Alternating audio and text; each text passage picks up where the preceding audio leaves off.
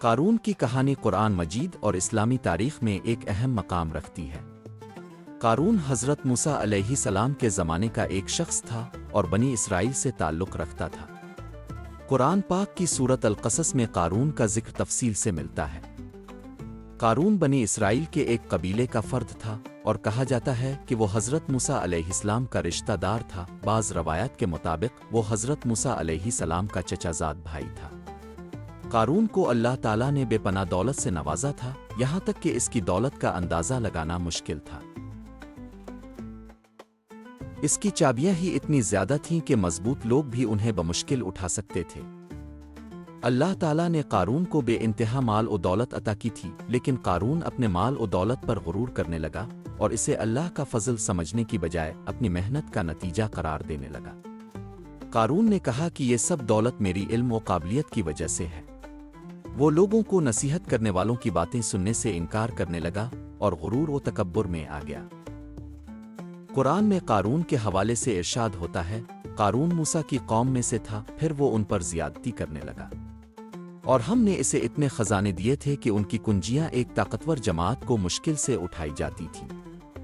اس کی قوم نے اسے کہا، اتنا غرور نہ کر، بے شک اللہ تکبر کرنے والوں کو پسند نہیں کرتا۔ سورۃ القصص۔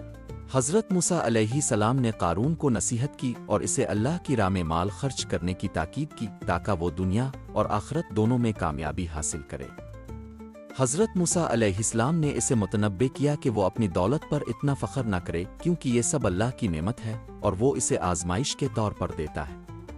لیکن قارون نے حضرت موسیٰ علیہ السلام کی باتوں کو جھٹلایا اور ان کی نصیحتوں کو ماننے سے انکار کر دیا۔ قارون نے اپنی دولت کے گھمنڈ میں اتنا آگے بڑھا کہ وہ اللہ کی عظمت کو بھی بھول گیا اور دنیاوی مال و دولت کو ہی اپنی کامیابی کا ذریعہ سمجھنے لگا۔ اس کے غرور کی انتہا تب ہوئی جب اس نے اپنی دولت کی نمائش کے لیے ایک عظیم الشان جلوس نکالا اور لوگوں کو اپنی دولت کا مظاہرہ دکھانے لگا۔ قارون کا خیال تھا کہ اس کی دولت اسے ہمیشہ کے لیے خوشحال اور محفوظ رکھے گی۔ اللہ تعالیٰ نے اس کے تکبر کی سزا دی، پھر ہم نے اسے اور اس کے گھر کو زمین میں دھنسا دیا، اور اللہ کے سوا کوئی جماعت نہ تھی جو اس کی مدد کو آتی اور نہ وہ بدلہ لے سکا۔ سورۃ القصص۔ اللہ تعالیٰ نے زمین کو حکم دیا اور قارون اپنے خزانوں سمیت زمین میں دھنس گیا۔ اس کا کوئی دوست ساتھی اسے بچانے کے لیے نہ آیا اور وہ اپنے انجام کو پہنچا۔ اس کے انجام کو دیکھ کر وہ لوگ جو پہلے اس کی دولت و شان و شوکت کو دیکھ کر حسد کرتے تھے، پکار اٹھے کہ اللہ تعالیٰ جسے چاہتا ہے آزمائش میں ڈالتا ہے اور جسے چاہتا ہے اپنے فضل سے نوازتا ہے۔ قارون کی کہانی ہمیں اس بات کا درس دیتی ہے کہ مال و دولت کی وجہ سے غرور اور تکبر نہیں کرنا چاہیے۔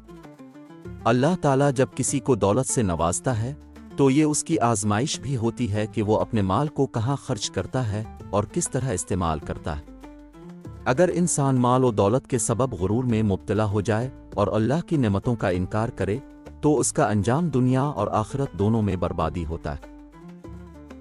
قارون کی کہانی یہ بھی سکھاتی ہے کہ مال و دولت انسان کو دنیاوی اعتبار سے کتنا ہی مضبوط کیوں نہ بنا دے، لیکن آخرت کی کامیابی صرف اللہ کی فرمانبرداری اور عاجزی میں ہے۔